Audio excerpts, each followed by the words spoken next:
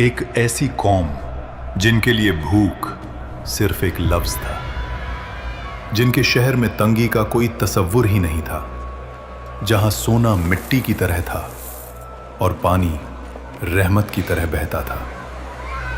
फिर सोचिए, सिर्फ एक छोटा सा चूहा और मारीब का अजीम बंद अपनी लिखी हुई तकदीर से जा मिला। ना फौज का हमला, ना ज़लज़ला, ना आसमानी बिजली, बस अल्लाह का एक हुक्म और एक रात, और दुनिया की सबसे अमीर सल्तनत जमीन के नीचे दफन। ये वो वाक़या है जिसका जिक्र अल्लाह ने खुद कुरान में किया। ये है कौमे सबा, जन्नत से जहन्नम तक का सफर। और यकीन मानिए, जो आगे आने वाला है वो आपको अंदर तक हिला देगा। कौमे सबा अरब के जुनूबी हिस्से में आज के यमन के इलाके में आबाद थी, लेकिन ये कोई आम कौम नहीं थी। ये दुनिया की सबसे ज्यादा खुशहाल कौम थी। इनकी जमीन जरखेज थी, हवा नरम थी और बारिश बिल्कुल मीज़ान के साथ होती थी। मगर इनकी असल ताकत, इनका सबसे बड़ा राज मरीब का अजीम बंद। ये डैम इतना अजीम था कि इसके जरिए दोनों जानीब फैले हुए बागों को पानी मिलता था। फल इतने ज्यादा कि मुसाफिर जब वहां से गुजरता तो भूख का एहसास ही नहीं होता। कुरान इस मंजर को खुद बयान करता है।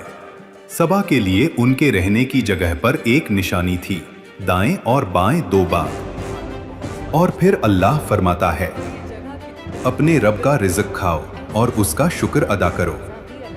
यह सिर्फ दौलत नहीं थी, यह अल्लाह की रहमत का निज़ाम था। शहर साफ, निज़ाम मुनज़्ज़म, लोग अमन में। कुरान ने इस शहर को कहा पाक शहर और बख्शने वाला रब। ये थी ज़मीन पर जन्नत। इसी कौम की सबसे मशहूर हुक्मरान रानी बिल्कीस। तफसीर इब्ने कसीर के मुताबिक बिल्कीस एक समझदार, बाहिकमत और ताकतवर रानी थी।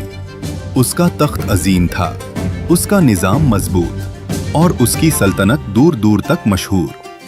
यहाँ तक कि उसका जिक्र अल्लाह के नबी हज़रत सुलेमान अलैहिस्सलाम तक जा पहुँचा।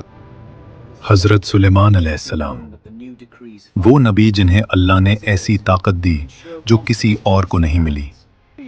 जिन्नात उनके हुक्म में, परिंदे उनकी ज़बान समझते और हवा उनके लिए चलती। उन्होंने बिल्कीस को ख़त भेजा। कुरान इस ख़त के अल्फाज बयान करता है। ये ख़त सुलेमान की तरफ से है और ये अल्लाह के नाम से शुरू होता है। और दावत दी, अल्लाह के आगे सजदे में झुक जाओ। बिल्कीस ने मशवरा किया, तोहफे भेजे, सोना, चांदी, जवाहरात। मगर सुलेमान अलैहिस्सलाम ने सब वापस कर दिया और फरमाया, जो अल्लाह ने मुझे अता किया है वो तुम्हारी दौलत से कहीं बेहतर है। यहां बिल्किस समझ गई कि ये कोई आम बादशाह नहीं, ये अल्लाह का नबी है। फिर वो खुद सुलेमान अलैहिस्सलाम के पास आई और जब शीशे के महल में दाखिल हुई तो पानी समझकर अपना लिबास उठाया। तब हकीकत खुली। उस वक्त बिल्कीस ने कहा, परवरदिगार, मैं गलत थी, अब मैं अल्लाह पर ईमान लाती हूँ। और तफसीर इब्ने कसीर के मुताबिक बिल्कीस के बाद कौमे सबा ने भी इस्लाम कबूल कर लिया। ये था सबा का रूहानी और दुनियावी उरूज। मगर वक्त हमेशा एक जैसा नहीं रहता।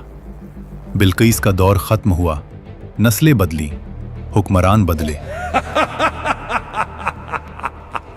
और वक्त के साथ शुक्र की जगह हुरूर ने ले ली। ये बाग हमने बनाए, ये बंद हमने खुद खड़ा किया, ये दौलत हमारी अकल का नतीजा है। अल्लाह का जिक्र कम होता गया और अपनी ताकत का नशा बढ़ता गया। अल्लाह ने उन्हें तंबीह दी, नबी भेजे, मगर उन्होंने मजाक उड़ाया। नबियों ने उनसे कहा, یہ باغ تمہاری عقل کا کمال نہیں، یہ رب کی رحمت ہے۔ اگر تم نے شکر چھوڑ دیا تو یہ رحمت تم پر بوجھ بن جائے گی۔ لیکن قوم سبا ہنس دیتی، وہ جواب دیتے، تم ہمیں ڈرا رہے ہو؟ دیکھو ہمارا مارب بند پہاڑوں کی طرح مضبوط، کیا تمہارا رب اسے بھی گرا سکتا ہے؟ نبی پھر کہتے، اللہ جب پکڑ کرتا ہے تو وجہ بڑی نہیں ہوتی، صرف اس کا حکم کافی ہوتا ہے۔ مگر قوم کے چہروں پر صرف گھمنڈ ہوتا۔ اگر عذاب آنا ہوتا تو کب کا آ چکا ہوتا۔ ہماری سلطنت محفوظ ہے، ہمارا بند لازوال ہے، ہمیں کوئی تباہ نہیں کر سکتا۔ سال گزرتے رہے، اللہ کے نبی نے بار بار سمجھایا، رحمت قہر بننے سے پہلے سدھر جاؤ۔ مگر ان کے دل پتھر ہی رہے۔ ہماری برابری کرنے چلا ہے، اس کی اوقات ہی کیا ہے؟ نبی پکارتے رہے، بند سے نہیں، اللہ سے ڈرو۔ ہمیں عذاب سے ڈرانا بند کرو، ہم اپنی طاقت اور دولت سے اسے روک دیں گے۔ اور یہیں سے ان کے زوال کا فیصلہ ہو چکا تھا۔ قرآن یہاں ایک ایسی بات بتاتا ہے جو عقل کو ہلا کر رکھ دیتی ہے۔ اللہ فرماتا ہے، تو جب انہوں نے پیٹ پھیری، ہم نے ان پر بند توڑ دینے والا سیلاب بھیج دیا۔ روایتوں کے مطابق مریب ڈیم کی بنیاد میں چوہوں نے سوراخ کرنا شروع کیا۔ لوگ دیکھتے رہے، مگر گھمنڈ میں اندھے تھے۔ یہ بند ہماری طاقت کی نشانی ہے، یہ چوہے اس کا کچھ نہیں بگاڑ سکتے۔ پھر وہ رات آئی، لوگ سو رہے تھے، شہر خاموش تھا، اور مریب ڈیم آخری سانس لے رہا تھا۔ پہلے ایک آواز آئی، پھر دوسری، اور اچانک بند ٹوٹ گیا۔ پانی جو کبھی رحمت تھا اب قہر بن چکا تھا۔ لوگ چیخنے لگے، کوئی بولا، بند تو مضبوط تھا، خدا کے لیے بھاگو۔ مگر بھاگنے کا کوئی راستہ نہیں تھا۔ قرآن کے الفاظ ہیں، پھر ہم نے ان پر بند توڑ دینے والا سیلاب بھیج دیا۔ نبی کی آواز گونجتی رہی، یہ وہی ہے جس سے تم انکار کرتے رہے۔ یا اللہ ہمیں بچا لے، ہم سے غلطی ہو گئی، میری مدد کرو۔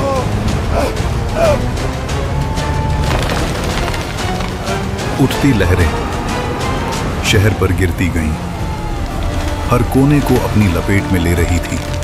گھر، باغ اور بازار سب ایک ساتھ ڈوب گئے۔ لوگ چیخ رہے تھے، صرف اپنی جان بچانے کی کوشش میں۔ کچھ گر رہے تھے، کچھ لہروں میں گھل رہے تھے، اور ہر شور صرف قہر میں گھل گیا۔ آخر میں ایک اونچی لہر ان سب کو ہمیشہ ہمیشہ کے لیے خاموش کر گئی۔